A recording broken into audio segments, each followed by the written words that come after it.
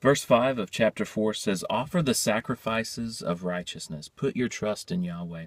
And in that time, people were sacrificing, the people of Israel were sacrificing animals. And that's something that we don't have to do. And they had to do it over and over because it wasn't enough. But we get to look back at Jesus Christ, the ultimate sacrifice. So we don't have to offer anything, right? We don't have to earn our salvation. And many people, I think, are still offering sacrifices to God, trying to earn their salvation by being good and doing things. And that's not good. That's not relying on Jesus. And it says, put your trust in Yahweh. And so they had kind of a combination in the Old Testament where they trusted in God, and that trust made them obey God in sacrificing animals. But we don't have to do that. We get to just rely on the sacrifice of Jesus, and that is our trust in Jesus. And so verse 6 says, "Many say, 'Who will show us any good?'" And isn't that the cry of so many people? They're in this evil, broken world, and they're like, will somebody just be good to me? And then David says this, "Yahweh, let the light of your face shine on us." That is beautiful.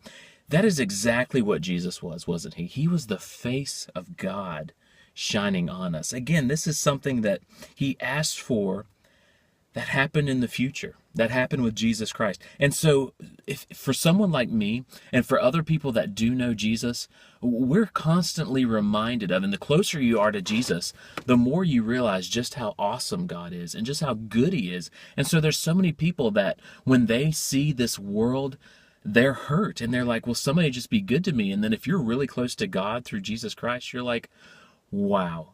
I am treated way better than I deserve. So when you get close to God, when you know Jesus, you just get a lot of good. And I love how it says in verse 8, "In peace I will verse 7, "You have put gladness in my heart more than when their grain and their new wine are increased." So in a farming community, this would be like us getting a raise, right? So when their crops did well, that would be like us getting a raise. And it says that God has put gladness in my heart. That's better than a raise, better than a promotion.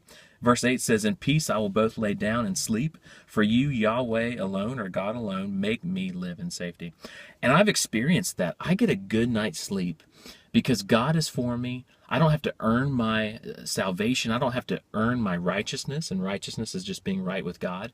I'm right with God because he loved me. He paid for my sins, and I just get to lay down, even though I'm flawed, and I still make mistakes, I still sin. I don't want to. I'm trying not to, but when I fall short, I'm still safe. And I love how it says, "You alone make me live in safety," and amen to that. No one can make you safe except for God. You're not safe in any other way because something can always get to you. Money can't protect you from everything.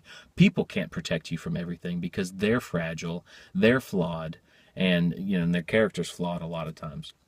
So may we just receive the goodness from God so that we can say the same way, that there's gladness in our heart, that we have peace and we can sleep well and we live in safety.